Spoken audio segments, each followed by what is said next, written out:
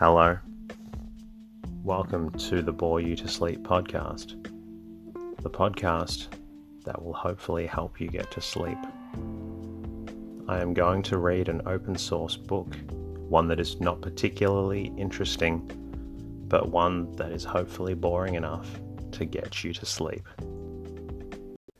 Tonight's reading comes from The Instinct of Workmanship, published in 1914 and written by THORSTEIN VEBLEN. This book looks at the psychology and physiology that contributes to our human workmanship. My name is Teddy, and I aim to help people everywhere get a good night's rest. Sleep is so important, and my mission is to help you get the rest that you need. The podcast is designed to play in the background while you slowly fall asleep. A massive thank you to everybody who I heard from during the week.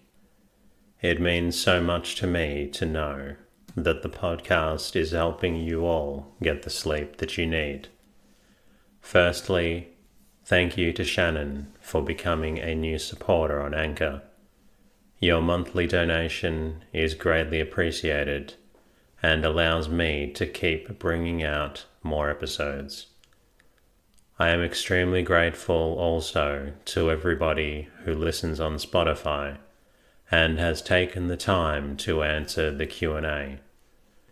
I have heard from many listeners on Spotify, and it is extremely warming to know how many of you are benefiting from the podcast. Thank you to listeners that I have heard from on Instagram during the week. Faith Daniels, thank you for your lovely message, and Bala Runs, thank you for your ongoing support. For listeners on Audible, firstly, thank you to everyone who has left me a review on Audible in the past. I have only just become aware that there are ones that have been left outside of Australia, and it appears that many Audible listeners globally have been enjoying the podcast. Most recently, thank you to Dennis, Linux, and TB for your kind reviews in January on Audible. If I have forgotten to mention anyone who has thanked me or left a review, please let me know at boreyoutosleep.com. And of course, please don't forget to subscribe to the podcast if you have not already. As always, a thank you to everyone who supports me on Patreon or Anchor with a financial monthly contribution. I'm ever so grateful for your contribution to the podcast. The podcast is completely free, and it is thanks to listeners like you that allows me to bring out more episodes for those who need them. If you would like to become a patron or sponsor, please visit boreyoutosleep.com. If you would like, you can also say hello at boreyoutosleep.com. But I would also equally love if you're able to leave a review and comment in your podcast app. In the meantime, lie back, relax, and enjoy the readings. The Instinct of Workmanship and the State of the Industrial Arts by THORSTEIN VEBLEN. Preface. The following essay attempts an analysis of such correlation as is visible between industrial use and wont and those other institutional facts that go to make up any given phase of civilization. It is assumed that in the growth of culture, as in its current maintenance, the facts of technological use and wont are fundamental and definitive, in the sense that they underlie and condition the scope and method of civilization in other than the technological respect, but not in such a sense as to preclude or overlook the degree in which these other conventions of any given civilization in their turn react on the state of the industrial arts. The analysis proceeds on the materialistic assumptions of modern science, but without prejudice to the underlying question as to the ulterior competency of this materialistic conception considered as a metaphysical tenet. The inquiry simply accepts these mechanistic assumptions of material science for the purpose in hand, since these afford the currently acceptable terms of solution for any scientific problem of the kind in the present state of preconceptions on this head. As should appear from its slight bulk, the essay is of the nature of a cursory survey rather than an exhaustive inquiry with full documentation. The few references given and the authorities cited in the course of the argument are accordingly not to be taken as an inclusive presentation of the materials on which the inquiry rests. It will also be remarked that where authoritative documents are cited, the citation is general and extensive, rather than specific and detailed. Wherever detailed references are given, they will be found to bear on specific facts, brought into the argument by way of illustrative detail. Chapter 1. Introductory. For mankind, as for the other higher animals, the life of the species is conditioned by the complement of instinctive proclivities and tropismatic aptitudes with which the species is typically endowed.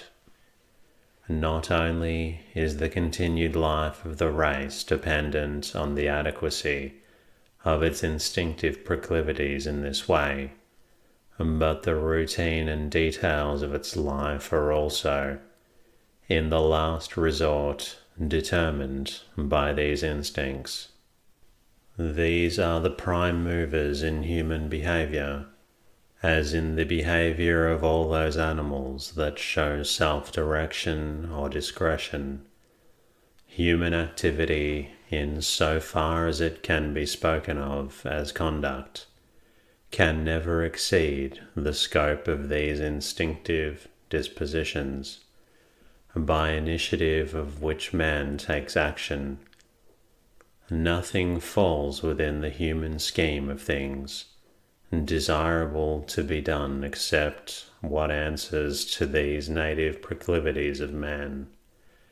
These native proclivities alone make anything worthwhile, and out of their working emerge not only the purpose and efficiency of life, but its substantial pleasures and pains as well. Latterly, the words instinct and instinctive are no longer well seen among students of those biological sciences where they once had a great vogue. Students who occupy themselves with the psychology of animal behavior are cautiously avoiding these expressions, and in this caution they are doubtless well advised. For such use the word appears no longer to be serviceable as a technical term. It has lost the requisite sharp definition and consistency of connotation, apparently through disintegration under a more searching analysis than the phenomena comprised under this concept had previously been subjected to. In these biological sciences, interest is centering not on the question of what activities may be set down to innate propensity or predisposition at large, but rather on the determination of the irreducible psychology and indeed physiological elements that go to make up animal behavior. For this purpose, instinct is a concept of too lax and shifty a definition to meet the demands of exact biological science. For the sciences that deal with the psychology of human conduct, a similarly searching analysis of the elementary facts of behavior is doubtless similarly desirable, and under such closer scrutiny of these facts, it will doubtless appear that here too, the broad term instinct is of too unprecise a character to serve the needs of an exhaustive psychological analysis. But the needs of an inquiry into the nature and causes of the growth of institutions are not precisely the same as those of such an exhaustive psychological analysis. A genetic inquiry into institutions will address itself to the growth of habits and conventions as conditioned by the material environment and by the innate and persistent propensities of human nature, and for these propensities, as they take effect in the give and take of cultural growth, no better designation than the time-worn instinct is available. In the light of recent inquiries and speculations, it is scarcely to be questioned that each of these distinguishable propensities may be analyzed into simpler constituent elements of a quasi-tropismatic or physiological nature, but in the light of everyday experience and common notoriety, it is at the same time not to be questioned that these simple and irreducible physiological elements of human behavior fall into composite functional groups, and so make up specific and determinate propensities, proclivities, aptitudes that are, within the purview of the social sciences, to be handled as irreducible traits of human nature. Indeed, it would appear that it is in the particular grouping and concatenation of these ultimate psychological elements into characteristic lines of interest and propensity that the nature of man is finally to be distinguished from that of the lower animals. These various native proclivities that are so classed together as instincts have the characteristic in common that they all and several, more or less imperatively, propose an objective end of endeavor. On the other hand, what distinguishes one instinct from another is that each sets up a characteristic purpose, aim, or object to be obtained, different from the objective end of any other instinct. Instinctive action is teleological, consciously so, and the teleological scope and aim of each instinctive propensity differs characteristically from all the rest of us. The several instincts are teleological categories and are in colloquial usage distinguished and classed on the ground of their teleological content. As the term is here used, therefore, and indeed as it is currently understood, The instincts are to be defined or described neither in mechanical terms of those anatomical or physiological aptitudes that causally underlie them, or that come into action as the functioning of any given instinct, nor in terms of the movements of orientation or taxis involved in the functioning of each. The distinctive feature by the mark of which any given instinct is identified is to be found in the particular character of the purpose to which it drives.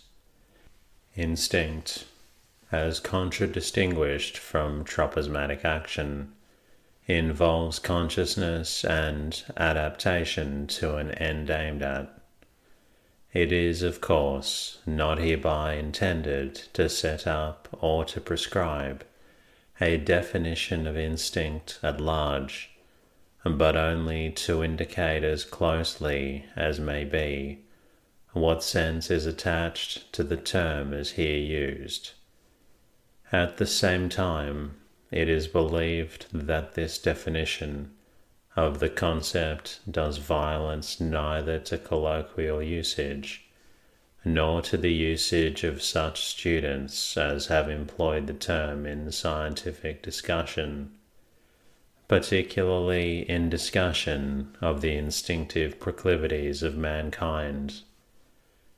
But it is not to be overlooked that this definition of the term may be found inapplicable, or at least of doubtful service when applied to those simpler and more immediate impulses that are sometimes by tradition spoken of as instinctive, even in human behavior, impulses that might with better effect be designated tropismatic.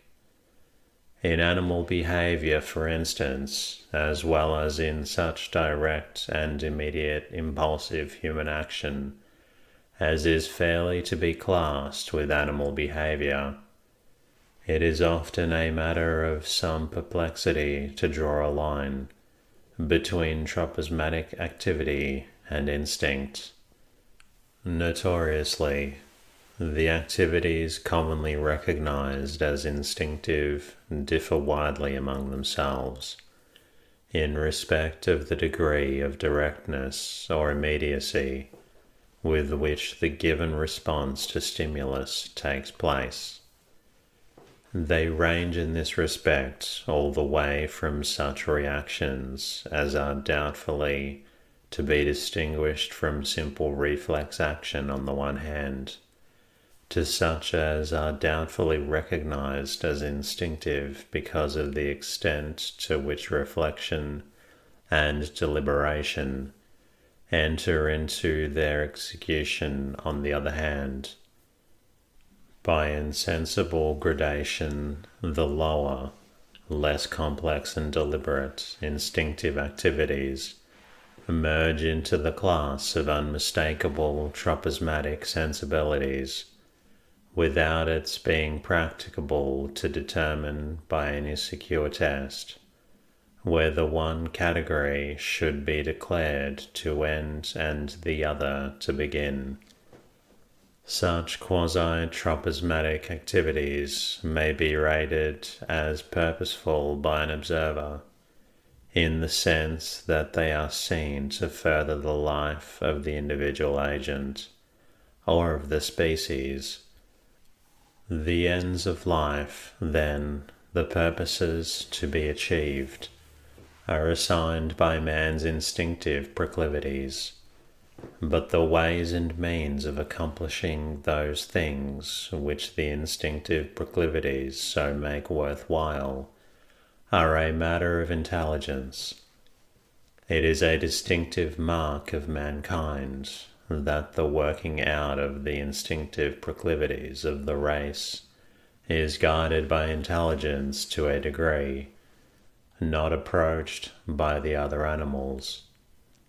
But the dependence of the race on its endowment of instincts is no less absolute for this intervention of intelligence, since it is only by the prompting of instinct that reflection and deliberation come to be so employed, and since instinct also governs the scope and method of intelligence in all this employment of it. Men take thought, but the human spirit, that is to say the racial endowment of instinctive proclivities, decides what they shall take thought of, and how and to what effect. Yet the dependence of the scheme of life on the complement of instinctive proclivities hereby becomes less immediate, since a more or less extended logic of ways and means comes to intervene between the instinctively given end and its realization, and the lines of relation between any given instinctive proclivity and any particular feature of human conduct are by so much the more devious and roundabout, and the more difficult to trace.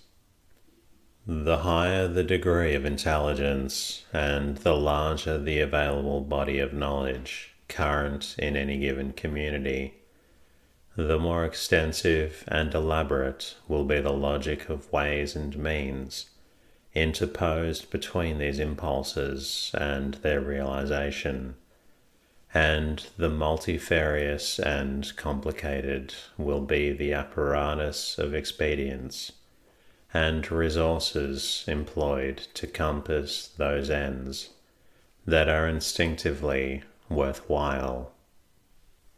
This apparatus and ways and means available for the pursuit of whatever may be worth seeking is, substantially all, a matter of tradition out of the past, a legacy of habits of thought accumulated through the experience of past generations, so that the manner and, in a great degree, the measure in which the instinctive ends of life are worked out under any given cultural situation is somewhat closely conditioned by these elements of habit, which so fall into shape as an accepted scheme of life.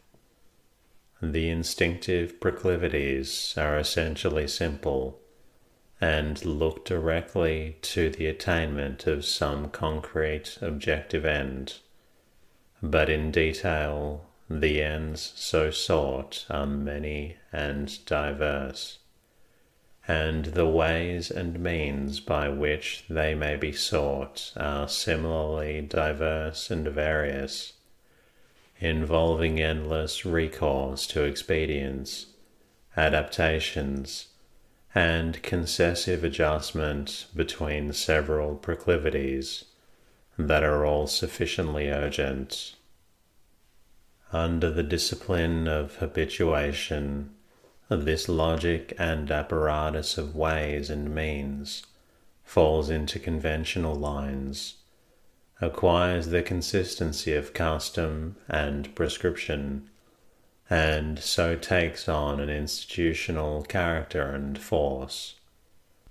The accustomed ways of doing and thinking not only become an habitual matter of course, easy and obvious, but they come likewise to be sanctioned by social convention, and so become right and proper, and give rise to principles of conduct. By use and wont, they are incorporated into the current scheme of common sense. Elements of the approved scheme of conduct and pursuit, these conventional ways and means take their place as proximate ends of endeavour, whence in the further course of unremitting habituation, as the attention is habitually focused on these proximate ends, they occupy the interest to such an extent as commonly to throw their own ulterior purpose into the background, and often let it be lost sight of, as may happen, for instance, in the acquisition and use of money. It follows that in much of human conduct, these proximate ends alone are present in consciousness as the object of interest and the goal of endeavor, and certain conventionally accepted ways and means come to be set up as definitive principles of what is right and good, while the ulterior purpose of it all is only called to mind occasionally, if at all, as an afterthought, by an effort of reflection. Among psychologists who have busied themselves with these questions, there has hitherto been no large measure of agreement as to the number of specific instinctive proclivities that so are native to man, nor is there any agreement as to the precise functional range and content ascribed to each. In a loose way, it is apparently taken for granted that these instincts are to be conceived as discrete and specific elements in human nature, each working out its own determinate functional content, without greatly blending with or being diverted by the working of its neighbors, in that spiritual complex into which they all enter as constituent elements. For the purposes of an exhaustive psychological analysis, it is doubtless expedient to make the most effective of such discreteness as is observable among the instinctive proclivities, but for an inquiry into the scope and method of their working out in the growth of institutions, it is perhaps even more to the purpose to take note of how and with what effect the several instinctive proclivities cross, blend, overlap, neutralize, or reinforce one another. The most convincing genetic view of these phenomena throws the instinctive proclivities into close relation with the tropismatic sensibilities and brings them, in the physiological respects, into the same general class with the latter. If taken uncritically and in general terms, this view would seem to carry the implication that the instincts should be discrete and discontinuous, among themselves somewhat after the same fashion as the tropismatic sensibilities with which they are in great measure bound up. But on closer scrutiny, such a genetic theory of the instincts does not appear to enforce the view that they are to be conceived as effectually discontinuous or mutually exclusive, though it may also not involve the contrary, that they make a continuous or ambiguously segmented body of spiritual elements. The recognized tropisms stand out, to all appearance, as sharply defined physiological traits, transmissible by inheritance, intact and unmodified, separable and unblended, in a manner suggestively like the unit characters spoken of in latter-day theories of heredity. While the instinctive sensibilities may not be explained as derivatives of the tropisms, there is enough of similarity in the working of the two to suggest that the two classes of phenomena must both be accounted for on somewhat similar physiological grounds.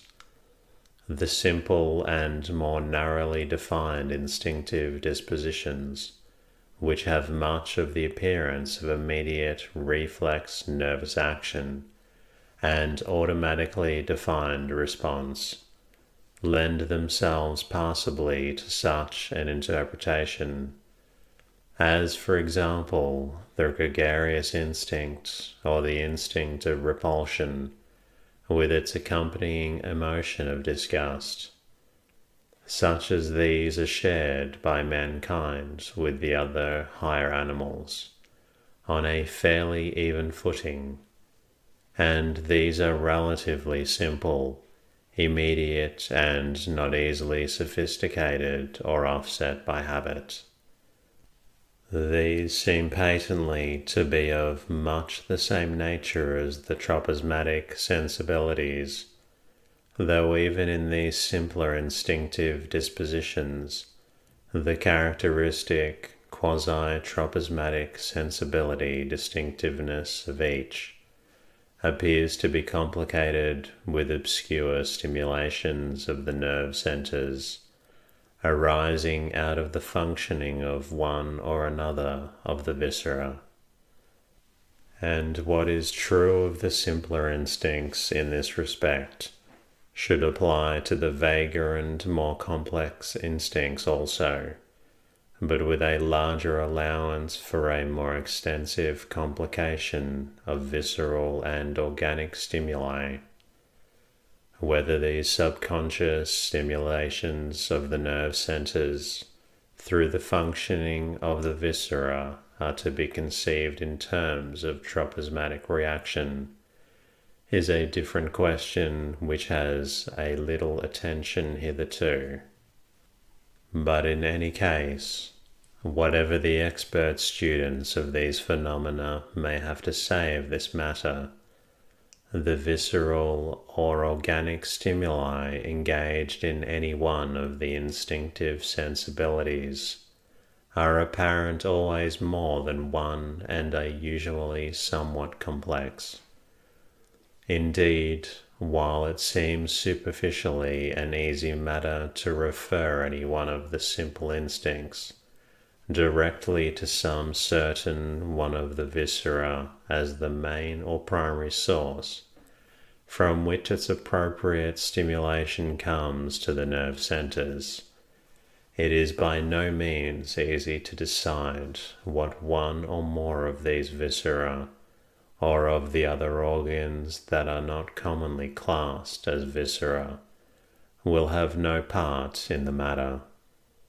It results that, on physiological grounds, the common run of human instincts are not to be conceived as severally discrete and elementary proclivities. The same physiological processes enter in some measure, though in varying proportions, into the functioning of each. In instinctive action, the individual acts as a whole, and in the conduct which emerges under the driving force of these instinctive dispositions, the part which each several instinct plays is a matter of more or less, not of exclusive, direction. They must therefore incontinently touch, blend, overlap, and interfere, and cannot be conceived as acting each and several in sheer isolation and independence of one another. The relations of give and take among the several instinctive dispositions, therefore, of insculation, contamination, and cross purposes, are presumably slighter and of less consequence for the simpler and more apparently tropismatic impulses, while on the other hand the less specific and vaguer instinctive predispositions, such as the parental bent or the proclivity to construction or acquisition, will be so comprehensively and intricately bound in a web of correlation and interdependence will so unremittingly contaminate, offset, or fortify one another, and have each so large and yet so shifting a margin of common ground with all the rest, that hard and fast lines of demarcation can scarcely be drawn between them. The best that can practically be had in the way of a secure definition will be a descriptive characterization of each distinguishable propensity, together with an indication of the more salient and consequential ramifications by which each contaminates or is contaminated by the working of other propensities that go to make up that complex of instinctive dispositions that constitutes the spiritual nature of the race, so that the schemes of definition that have hitherto been worked out are in great part to be taken as arrangements of convenience, serviceable apparatus for present use, rather than distinctions enforced at all points by an equally sharp, substantial discreteness of the facts. And that concludes tonight's reading. I hope you have enjoyed it, but not enjoyed it enough so that you don't feel drowsy. If you're not quite tired yet, please feel free to listen to another episode of the Boy to Sleep podcast. In the meantime, I'll be working on bringing another episode to you very soon. Until next time, good night.